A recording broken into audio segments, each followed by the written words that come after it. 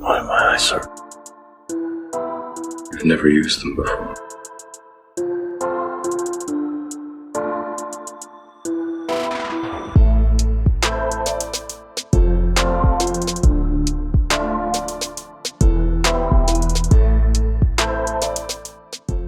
Okay, so a lot of people have noticed the uncanny parallels between a recent movie curated by this network called White Noise and a recent situation involving a train in Ohio.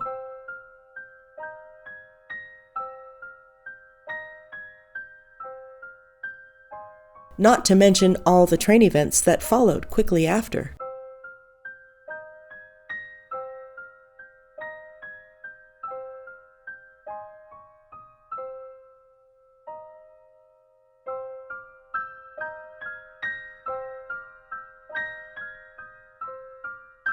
This predictive programming example has a unique signature on it, and I'd like to show you what I think it reveals.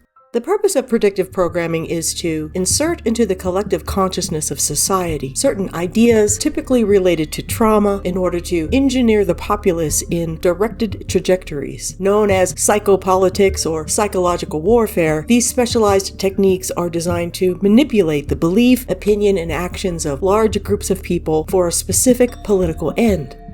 The ultimate weapon, the ability to depopulate the planet, to kill everyone but the chosen by tampering with their DNA. A government hiding, hoarding technology for 70 years, driven not only by corporate greed, but a darker objective.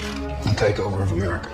And then the world itself, conducted secretly using aerial contaminants and high-altitude electromagnetic waves. The building of prison camps by the Federal Emergency Management Agency with no stated purpose. The corporate takeover of food and agriculture, even the military in clandestine agendas to fatten, dull, sicken, and control a populace already consumed by consumerism. And I encourage you all to go shopping more. The banks will announce a security action necessitating their computers to go offline on the weekend. Digital money will disappear. They can just steal your money? Followed by the detonation of strategic electromagnetic pulse to knock out major grids. What will seem like an attack on America by to Russia. The takeover of America. By a well-oiled and well-armed multinational group of elites that will cull, kill, and subjugate. We all know, but still pay insufficient attention to the frightening scenario of a comprehensive cyber attack, which would bring to a complete halt to the power supply, transportation, hospital services, our society as a whole. The COVID-19 crisis would be seen in this respect as a small disturbance in comparison. Since the 1940s, the discovery of the method for obtaining control of the human mind has been accomplished and utilized in a variety of military and domestic settings. In his book Operation Mind Control, penned by Walter Bowick in 1978, he writes, quote, "The objective of Operation Mind Control has been to take human beings, both citizens of the United States and citizens of friendly and unfriendly nations, and transform them into unthinking, subconsciously programmed quote-unquote zombies, motivated without their knowledge and against their wills to perform in a variety of ways in which they would not otherwise willingly perform. This is accomplished through the use of various techniques called by various names, including brainwashing, thought reform, behavior modification, hypnosis, and conditioned reflex therapy.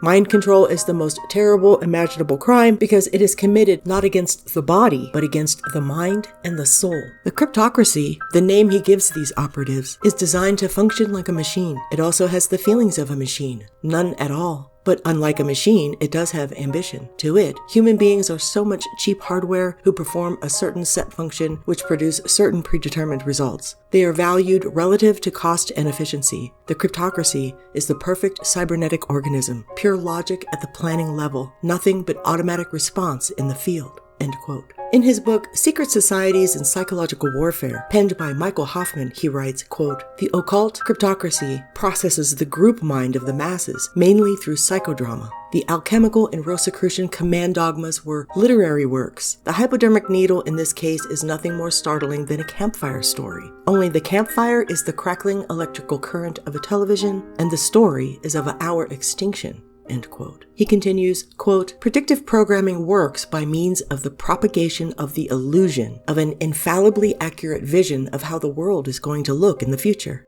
Aleister Crowley, in a statement to OTO initiates concerning one of his books, describes the underlying epistemology behind the glamour and enchantment which causes the occult con game to become the weird reality we inhabit in America today. In this book, it is spoken of the Sephiroth and the paths, of spirits and conjurations, of gods, spheres, planes, and many other things which may or may not exist. It is immaterial whether they exist or not. By doing certain things, certain results follow. Students are most earnestly warned against attributing objective reality or philosophic validity to any of them. Here, Crowley admits that the OTO is a vehicle for imposing an artificial reality based on nothing but lies, and promoted by liars initiated into the art and science of illusion. Matters have gotten darker than you think in the years since Crowley's death in 1947. End quote. The industry of culture creation, a term coined by Plato himself, uses an ancient technique that quote-unquote downloads ideas into people's minds through media, in particular fiction that combines high drama and strong emotion with a crisis situation in a film or television show. This technique dates as far back as Plato's Republic. Plato's Republic is literally the core business model for the Big Reset Consortium. The bottom line is the wizards of illusion running the show behind the curtain believe that everyone and everything is subject under them, even demon powers, even the forces of nature, to serve them and do their bidding. In their mind, they are the kings and priests of the universe. Everyone else is animal men, the profane, destined to serve in a slave class forever. Albert Pike, who was called by some the Plato of Freemasonry, puts a Freemasonic interpretation on Plato's cave allegory found in his Republic. The one who manages to escape the cave, as well as the one who leads him out, are the noblemen worthy to leave the shackles and chains of their previous enslaved condition and gaze upon the sun, the light of knowledge and truth. The prisoners in this elitist Freemasonic interpretation represent the mass of mankind. Albert Pike in Morals and Dogma states, quote, "People as a mass are rude and unorganized. Mankind, as an innate passion, loves squalor and ignorance. It is only through the instruction of an agent such as Freemasonry that an individual, not the mass, can be raised above his inborn breeding and grow intellectually. All men are not suited for the secret teachings of the craft. It is only the few, the minority of intellectually prone individuals who can be lifted up from the mire of mankind's filth, to be bettered by the teachings of the craft. The mass would be unable to perceive the teachings of the allegories of Masonry and would quickly be blinded and wish to return to their previous status in life. As the Hebrew proverb states, as a dog returneth to his vomit, so a fool returneth to his folly." End quote. Now, there is a running theory about the existence of some occultic reasoning for announcing, even encrypted and coded symbols and language, anything that they are planning to do. And I'm going to demystify that idea for you right now. Let me explain. So far, I've explained that there is a strategy in place to engineer the minds of the masses and steer their thinking and subsequently their behavior in directed trajectories. The strategy uses the screens, the illusory images much like the artificial images on the wall of Plato's cave. One curious example of this is found in a recent film, also found on this network, titled The Wonder. The story is a period piece about an English nurse taught by Florence Nightingale, who is sent to observe a young girl who has survived without eating for 4 months and is being touted as some sort of religious saint in her village. The story begins in a film studio, revealing outwardly that they intend to tell you a story, and it doesn't matter if it is true or false. Watch. Hello. This is the beginning. The beginning of a film called The Wonder. The people you are about to meet, the characters, believe in their stories with complete devotion. We are nothing without stories. And so we invite you to believe in this one. In an academic article titled Ritual, Myth, and Tragedy, Origins of Theater in Dionysian Rites, the author explains, quote, "Within ancient Greek culture, the sacred rites of Dionysus have been appropriated and transformed to theater performances. The shaman became the actor, the participants became the audience, the sacred altar became the stage. Every ritual is based on an archetypal divine model. We must do what the gods did in the beginning. The major function of ritual in traditional societies is the sanctioning of the extant social order, the maintenance of societal integration, and therefore of social control. Participation in ritual performance is a major mode of enculturation and thought conditioning in traditional societies." End quote. In other words, dating as far back as Babylon, pagan ritual was transformed into theatrical performances, of which citizens were forced by law to attend.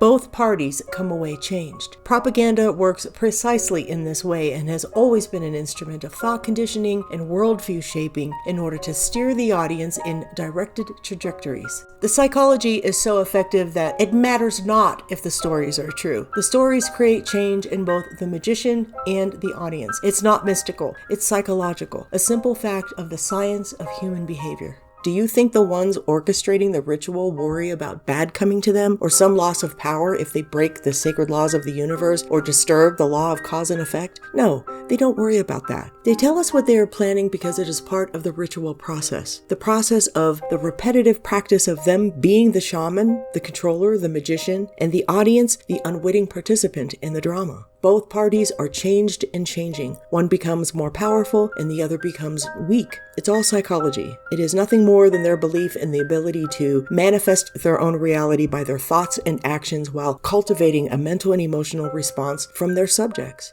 The pseudepigraphical books, The Greater Key of Solomon, a grimoire probably written by Samuel MacGregor Mathers, an original Golden Dawn member, and The Lesser Key, crafted by Mathers and Crowley together. Mathers claimed he translated them from mysterious ancient manuscripts, books of rituals, spells, and magic from the Renaissance, of which Mathers claims a quote-unquote secret chief of the Rosicrucian order, residing somewhere in the cosmic ether, guided its completion. These Masonic books, written by Master Masons for Master Masons, details how King Solomon bound up a myriad of demons using a special ring and a catalog of sigils and compelled them to build the temple, while in addition giving detailed instructions, invocations, and spells, so the magical worker can get these legions of demons and dominion powers to do their bidding as well. Freemasons sometimes crafted books cloaked in Judeo-Christian iconography and cosmology in order to exchange information without being forcibly stopped by monarchs or the established church. It is interesting that in the story, one demon explains to Solomon that while he may be bound, the only one, capital O1, who can truly take his power away is the man born from a virgin who will be crucified. Somehow, I don't think these dark occultists, the ones who operate from the Psychopolitic realm, symbolized by the black star or the black sun, the ones who take what they deem the light of knowledge and liberation of Lucifer, but work from it through its darkest place, its most malevolent center, I don't think these people paid very much attention to the revelation from that singular demon. Probably the most influential occult organization in modern history was the Fraternitas Saturni, or the Brotherhood of Saturn. In the book Fire and Ice, penned by Stephen E. Flowers, the author provides a detailed history of the order from its, quote, possible beginnings in the ancient north, end quote, as well as the doctrines and teachings rooted in the Saturnian archetype, cosmology, sexual mysticism, and Nietzschean Thelemism. There were similar secret orders that predate the Brotherhood of Saturn, particularly in Nordic regions, as early as late 17th and early 18th centuries. They rooted themselves in alchemy and mathematical and Pythagorean mysticism. The order was revived by mathematician and mystic Joseph Maria Hein Wronski, who is said to be the magical initiator of occultist Eliphas Levi. Hein Wronski was an occult master involved in Kabbalah and Gnosticism and other occult teaching. He believed that knowledge of truth was possible through human reason combined with a secret mathematical formula. However, he never seemed to communicate this formula. Eliphas Levi was a product of this nonsense and the man instrumental in the occult revival of the late 19th century. Many orders emerged from this movement throughout Europe, especially in England, in particular the Order of the Golden Dawn and the Ordo Templi Orientis. The Fraternitas Saturni, or the Brotherhood of Saturn, was demonological and did ritualistic magic to maintain contact with a tetrad of demons. They believed these king demon powers were subservient to the initiates and would provide untold personal power, influence, and wealth. Sacrifice was a part of their ritual practice. The singular element in which they all had in common was that they believed they could manifest their own reality, their own destiny, and in particular, utilized demon powers to assist them in this endeavor. Nothing was impossible, nothing was off the table. Every one of these orders were formed and developed by wealthy European industrialists and elite members of society. They included rituals, sacrifices, sex magic, and channeling the dead. An example of ritual Masonic Black Sun Luciferians in a recent film was Ari Aster's Hereditary. Working through bloodlines, they choose a vessel and then summon a demon found in the Keys of Solomon that will provide for them the things that they want. Watch. You are Paimon, one of the 8 kings of hell. We have looked to the northwest and called you in. Give us your knowledge of all secret things. Bring us honor, wealth, and good familiars. Bind all men to our will, as we have bound ourselves for now and ever to yours. As I've said before, they believe all the forces in the universe are subject under them and see themselves as God-men, as the illumined ones. Later versions, particularly under Crowley and then later Anton LaVey, the spiritual elements were removed in favor of atheistic Gnostic Luciferianism, but the orders still remain largely divided in this thinking. The bottom line is that they believe whatever they think in their mind they can manifest, which is the main reason for their rituals. The rituals shape the worldview, the mindset, and the psychology of everyone involved, and every strategy they incorporate is to serve their own interests. Do you believe in God? Do you believe in Jesus Christ? No. Irrevocably not. I believe that the Godhead resides within oneself. I believe that man creates gods in accordance with his own needs. And if he doesn't, someone else will create them for him. Who or what is Satan to you? Satan is the essence of that which dwells within myself. Could you explicate this? Satan is the pioneer, the inventor, Prometheus. Satan has always been the scapegoat, the other, as Thomas Saz, the psychiatrist, calls him. He has always been the opposition to what has been established at the time. The counterbalance that creates change, that creates evolution, that sets the climate socially for modification. Because without this so-called evil, there could be no change. Okay, so I've set the stage for the rest of this talk. Let's take it to the next level. The story of White Noise is told using absurdism. Absurdist comedy is supposed to be this highly intellectual literary device that takes complex real-life concepts and portrays them in a surrealist and avant-garde fashion. Monty Python is an example of absurdist comedy. Hunter S. Thompson's Fear and Loathing in Las Vegas, another absurdist comedy. Kurt Vonnegut's Slaughterhouse-Five, Mad Magazine, Saturday Night Live, you get the idea. It's crazed and disjointed and politically charged. David Foster Wallace is another example. This man was a really horrible person in general, but because he dared to criticize the culture while illuminating the ideology of the New Left, he became the rock star of the indoctrinated woke academic crowd with his works, like Infinite Jest, which he started writing about the same time as Don DeLillo started writing his novel White Noise. Absurdist comedy, or satire when done well, works as masterfully as a parable. When it's done by deranged ideologues who really just don't write very well, it's like reading the cocaine-fueled word vomit of a bipolar Bernie bro during his manic phase. It's destabilizing, manufactured mental chaos, period. The movie White Noise is adapted from the novel penned by cult writer Don DeLillo. The story revolves around a liberal arts professor who teaches a class on this guy and uses it as his platform to teach about the dangers of groupthink, and his family who live a typical mid-80s middle-class suburban life that becomes completely turned upside down when a train derailment causes an airborne toxic event, forcing everyone in his town to evacuate. DeLillo considers himself a postmodernist and describes his fiction as being concerned with, quote, living in dangerous times. ends, end quote. All his stuff is envisioned through a Marxist, anti-capitalist lens. He's a deconstructionist, a radical, whose works involve re-scripting history in imaginary scenarios that fit the revolutionary model. In particular, he subscribes to those who believe domestic TRROR, hereinafter I will refer to as the Big T, is the most effective means to meet their tyrannical ends. DeLillo has been quoted to have said to his publisher, he has 2 folders that contain his work, one for art and one for the Big T. Examples of his books include Mao 2, which is a thought experiment in collectivism, which he calls quote-unquote crowds, and its effect on transforming society. The last line in the prologue reads, quote, "The future belongs to crowds," end quote. Think about this when you hear politicians throwing the word democracy around like a frisbee, hoping one day if enough people catch it, it will just magically transform the country into one. More use of that glamour and enchantment that Crowley wrote about. DeLillo dedicates his books to activist authors who re-script history in fiction like Columbia University's Gordon Lish and Salman Rushdie, a British Indian communist who became a hunted man after his publication of the Satanic Verses in 1988 for the portrayal of the Prophet Muhammad in his book.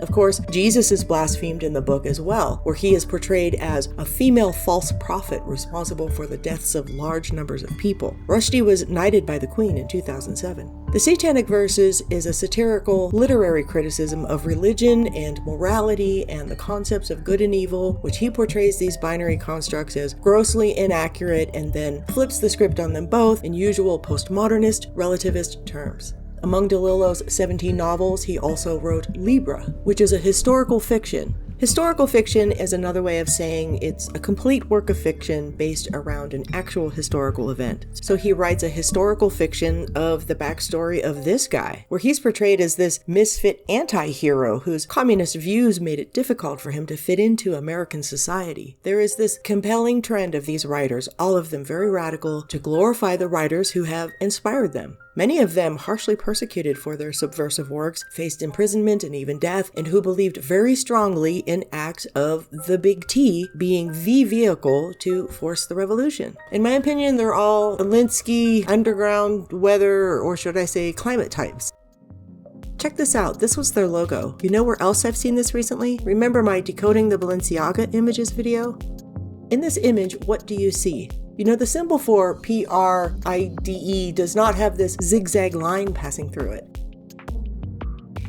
Anyway, I saw the same glorification of radical writers in this network's Messiah, and I did a video on it too in case you're interested. There, the hubris of these thinkers is evident. They craft a counterfeit Jesus, pose him as the world's new Messiah, the new world teacher, who is this progressive revolutionary that's coming in like a destructive storm to change the whole world. The character is scripted to be half Jewish, half Christian, and yet is a Muslim with the title of Al-Masih, representing the 3 major world religions in one person. Al-Masih technically means Messiah in Arabic, but the character is listed in the script as Al-Masih ad-Dajjal, which means false messiah or deceiver, a person in Islamic end-time eschatology who deceives the entire unbelieving world through the use of lying signs and wonders and ultimately brings about Armageddon, and who Christians recognize as the biblical Antichrist.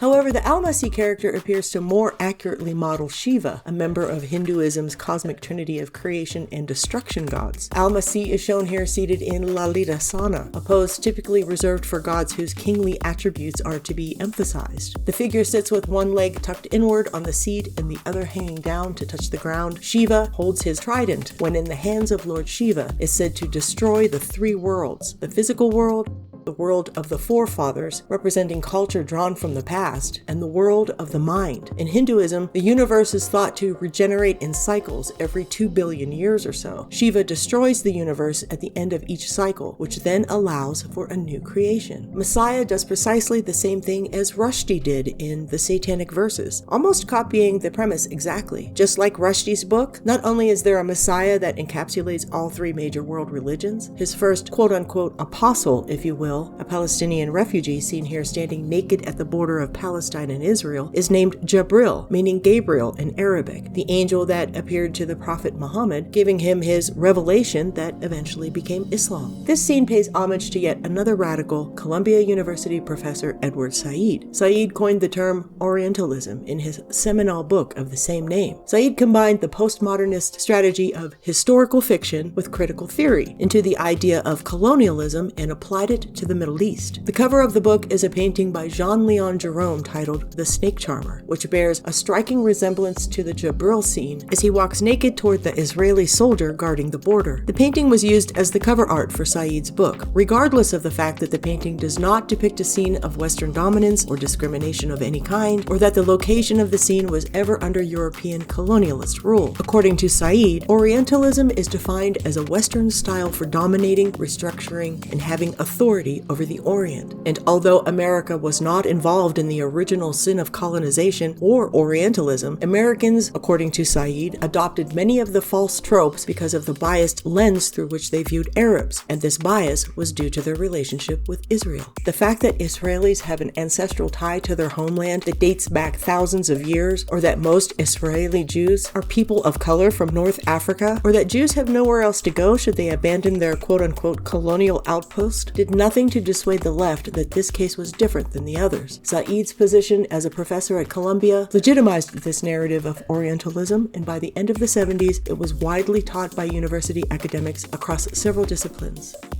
The Messiah series paid homage to so many radical writers in modern history it's almost obnoxious. David Foster Wallace is in there.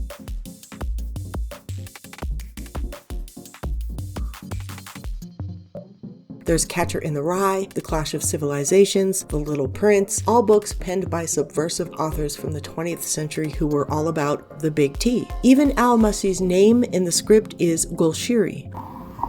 Transformational politics, a new era. I am Golshiri.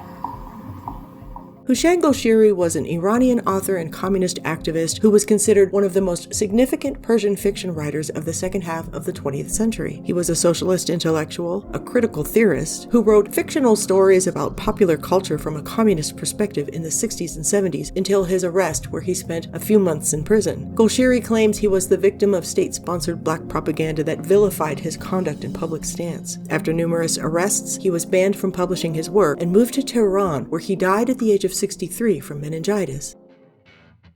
These writers are not just considered masterful intellectuals and revolutionaries. They are regarded as the patron saints, the deified martyrs of the ideology. Don DeLillo paid homage to his patron saints, including Rushdie, who also paid homage to his, and the pattern continues with Messiah, who paid homage to several martyrs of the cause. Absurdist comedy is political activism, and almost everything on this network is political activism. White Noise, set curiously in 1984, is an absurdist take on the current state of society of which humanity, whose reality is manipulated by their televisions, just like the shadows on Plato's cave, are dominated by consumerism and a runaway late-stage capitalist system. The title White Noise works on double entendre, playing on the idea of quote-unquote white as in people, and noise as in toxic, absurd, consumerist society that DeLillo is suggesting this category of people are responsible for creating. Remember, Marxism doesn't work unless there is a class struggle. There must always be a designated oppressor and oppressed groups. The ideology completely falls apart without this metric in place, and the genius of this strategy is to find a way to create endless categories of people who could be classified as quote-unquote oppressed. White Noise is a postmodernist take of the middle-class white man's existential crisis that he created for himself, which is jump-started by the environmental disaster of the train derailment that occurs in his town.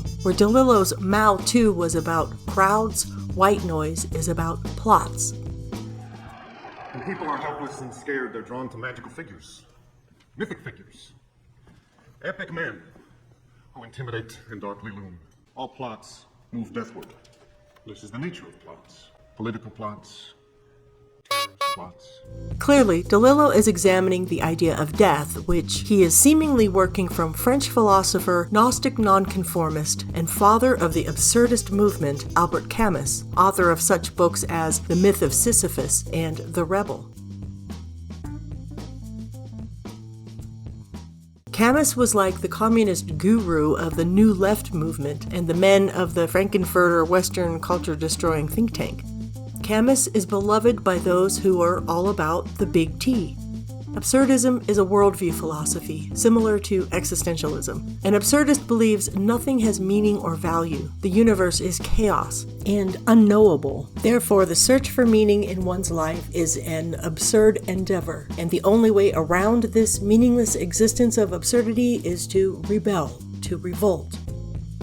In an academic journal titled Camus's Absurd Man, A Metamorphosis of Milton's Satan, the author explains, quote, "Since God does not exist, according to Camus in the myth of Sisyphus, what the absurd man rebels against is le monde, meaning the world or the universe. As sin is the awareness of separation from God, so the absurd is the awareness of separation from the irrational universe." If Camus could unlock the secrets of the universe, to know the unknowable, he could then dominate it, he thinks. Le monde, quote, "would no longer be chaos, but a universe ordered by the mind, hence refutable and under his control," end quote. He uses Satan, the first rebel, as the example to explain this, as Satan's sin was to want to usurp God's preeminence by penetrating its meaning and then subordinating it. The article continues to explain that since the absurd man's desire to know the ultimate answers represents his highest aspiration, and since he is denied access to this arcanum, he is forced to submit under the universe's higher will, keeping him powerless in the management of his own destiny. And in the end, his death will be the ultimate expression of his utter helplessness, the consummate injustice, death being the hinge of which man's reality is utterly absurd. So what is the absurd man to do?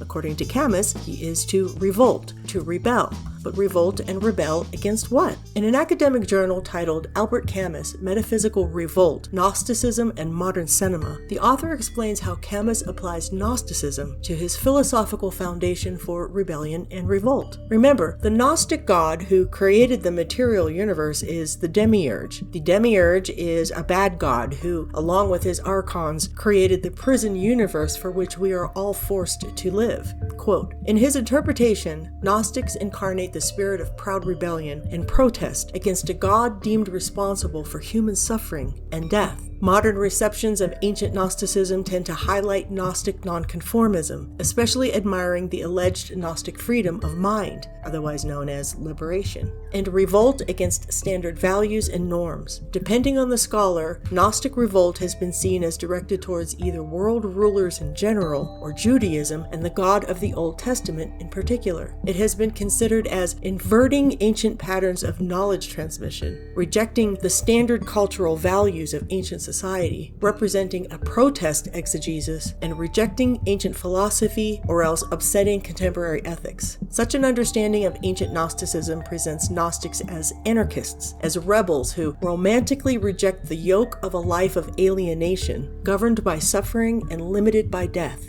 End quote. Alienation means his aloneness, realizing there's no God. Camus, in The Rebel, writes, quote, "Metaphysical rebellion is the movement by which man protests against his condition and against the whole of creation. The metaphysical rebel protests against the condition in which he finds himself as a man. The metaphysical rebel declares that he is frustrated by the universe. We find a value judgment in the name of which the rebel refuses to approve the condition in which he finds himself." Camus reflects, quote, "Revolt gives value to life," end quote. Crowley was also an absurdist and Gnostic nonconformist. In his book, The Book of Lies, Crowley asserts what he calls, quote-unquote, onion peelings. Quote, "The universe is the practical joke of the general at the expense of the particular," quoth Frater Perdurabo, which was Crowley himself, and laughed. "The various rings of disciples then cry and laugh, one to each ring, depending on whether they interpreted what was said as the quote-unquote universal sorrow or the universal joke." Crowley seems to pay homage to another radical absurdist in his degenerate, completely obscene book, The Nameless Novel, written in the spirit of Alfred Jarry. a playwright and symbolist, best known for his eccentric behavior and his role in the development of the theater of the absurd. As a form of rebellion against realism, Jari wrote plays and poems, created drawings, and even invented his own logic of the absurd, called pataphysics. Merriam-Webster defines pataphysics as, quote, intricate and whimsical nonsense intended as a parody of science, end quote. It's the idea that the virtual or imaginary nature of things as glimpsed through poetry or science or art can be grasped and then lived as real. It has been described as the quote-unquote science of imaginary solutions, imaginary phenomena that exists in a world beyond metaphysics.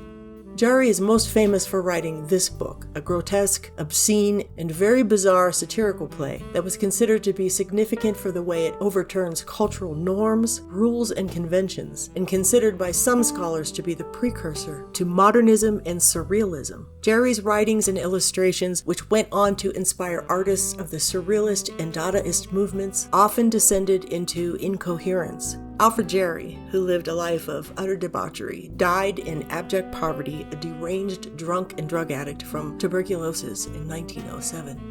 Academic scholar Martin Esslin, the man who coined the term theater of the absurd, in his book writes, quote, the theater of the absurd attacks the comfortable certainties of religious or political orthodoxy. But the challenge behind the message is anything but one of despair. It is a challenge to accept the human condition as it is, in all its mystery and absurdity, and to bear it with dignity, because ultimately man is alone in a meaningless world. The shedding of easy solutions, of comforting illusions, may be painful, but it leaves behind it a sense of freedom and relief, and that is why, in the last resort, the theater of the absurd does not provoke tears of despair, but the laughter of liberation.